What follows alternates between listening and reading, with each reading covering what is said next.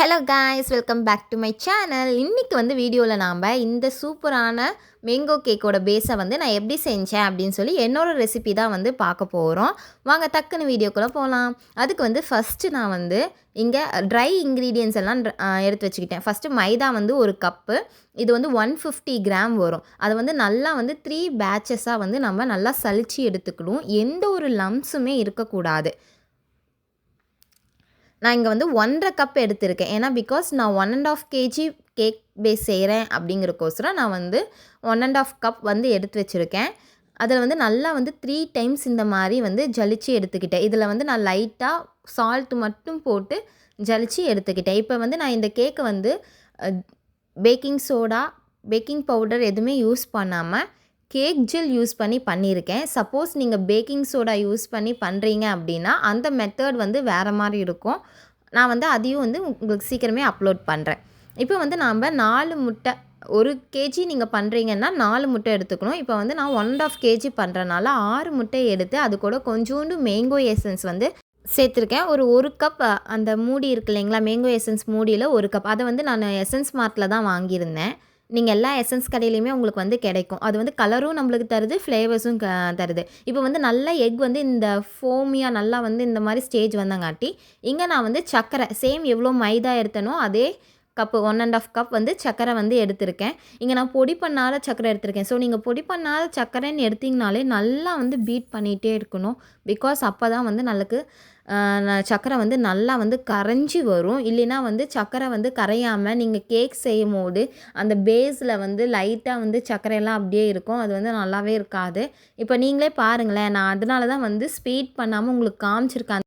அதே மாதிரி சர்க்கரையை வந்து நீங்கள் அப்படியே போட்டுறக்கூடாது. கொஞ்சம் கொஞ்சமாக தான் போட்டு நீங்கள் வந்து நல்லா அந்த மாதிரி பீட் பண்ணிகிட்டே இருக்கணும். எலக்ட்ரிக் பீட்டர் இல்லைன்னா ரொம்ப கஷ்டம். இப்போ வந்து பாருங்கள், நல்லா வந்து கலர் சேஞ்ச் ஆகி எனக்கு எந்த மாதிரி கன்சிஸ்டன்சியில் கிடச்சிருக்குன்னு நீங்களே பாருங்களேன் வீடியோவில். இப்போ வந்து நம்ம மைதா நல்லா சலிச்சு வச்சுருந்தோம் இல்லையா, அதை ஃபுல்லாகவுமே நான் கொட்டிட்டு இப்போ வந்து ஜென்டிலாக 1 ஸ்பீடில் வந்து நான் வந்து நல்லா மிக்ஸ் பண்ணுறேன். இங்கே வந்து நான் கேக் ஜெல் யூஸ் பண்ணுறனால நான் இந்த மாதிரி ஃபுல்லுமே போட்டு மிக்ஸ் பண்ணுறேன். சப்போஸ் நீங்கள் baking powder, baking soda use பண்ணுறீங்கன்னா மெத்தடே அது வேறு மாதிரி இருக்கும். நீங்கள் இப்படி போட்டு கொட்டி பண்ணிங்கன்னா கேக் வந்து ஸ்பாயில் ஆகும்.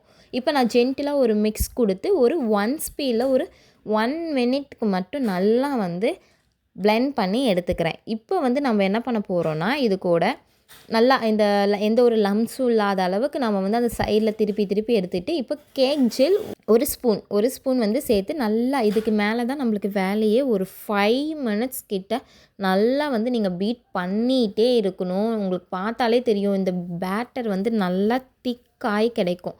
எவ்வளோ திக்காகும்னா நீங்கள் பீட் பண்ணுறதுக்கே கொஞ்சம் லைட்டாக கஷ்டமாகிற அளவுக்கு திக்காகும்.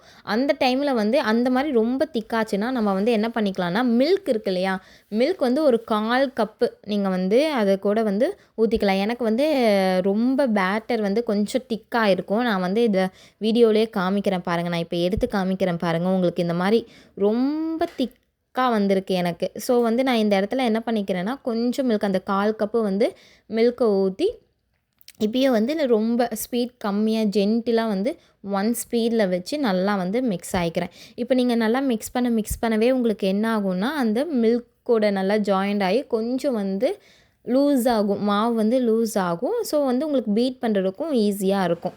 இது வந்து நம்மளுக்கு மேங்கோ ஃப்ளேவர். அதனால் வந்து இங்கே நான் மேங்கோ க்ரஷ் வந்து லைட்டாக சேர்த்துருக்கேன். ஆக்சுவலாக நீங்கள் இதை சேர்க்கணுங்கிற அவசியம் இல்லை.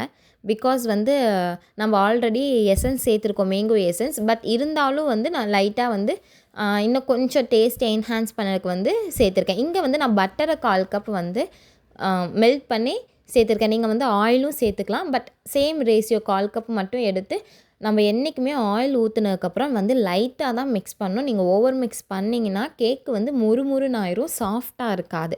ஸோ இப்போ வந்து ஜஸ்ட்டு ஒரு 1 மினிட்க்கு மட்டும் நான் நல்லா பீட் பண்ணி எடுத்துக்கிட்டேன். பீட் பண்ணிட்டு அவ்வளோதான், நம்மளோட பேட்டர் ரெடி. நீங்கள் பேட்டர் ரெடி பண்ணவே வந்து க்ரீஸ் பண்ணி வச்சுக்கணும். நீங்கள் எந்த பேனில் ஊற்ற போகிறீங்களோ அந்த பேனை க்ரீஸ் பண்ணி வச்சுக்கோங்க. அதே மாதிரி ப்ரீஹீட் பண்ணிடுங்க, ஓவனை ப்ரீஹீட் பண்ணிடுங்க. இதே நீங்கள் குக்கரில் வைக்கிறீங்கனாலும் குக்கரை வந்து ப்ரீஹீட் பண்ணி வச்சுருங்க. இப்போ வந்து நல்லா பட்டர் சீட் போட்டு நான் வந்து ரெடி பண்ணி வச்சுட்டேன் பேனை. இப்போ வந்து அந்த பேனில் வந்து 2 பேட்சாக பிரிச்சுக்கிறேன். ஏன்னா நான் இங்கே டபுள் லேயர் கேக் பண்ண போகிறனால நான் வந்து 2ஆக வந்து பிரிச்சுக்கிட்டேன். ஒன்று வந்து 9 இன்ச்சு, இன்னொன்று வந்து 5 இன்ச்சில் வந்து நல்லா வந்து இங்கே பாருங்கள் ரிப்பன் கன்சிஸ்டன்சி இப்படி வந்து நம்மளுக்கு ஃப்ளோ ஆச்சுனாலே சூப்பராக கேக் வரும். அவ்வளோதான். 180 டிகிரியில் 35 to 40 மினிட்ஸ் பேக் பண்ணி எடுத்திங்கன்னா நம்மளுக்கு சூப்பர் டேஸ்ட்டான மேங்கோ கேக்கோட பேஸ் வந்து ரெடி ஆயிருச்சு. இது வந்து குக் ஆயிடுச்சான்னு நீங்கள் செக் பண்ணறதுக்கு ஒரு டூத் ஸ்டிக்கை வச்சு குத்தி பார்த்தீங்கன்னா ஒத்தாமல் வரும்.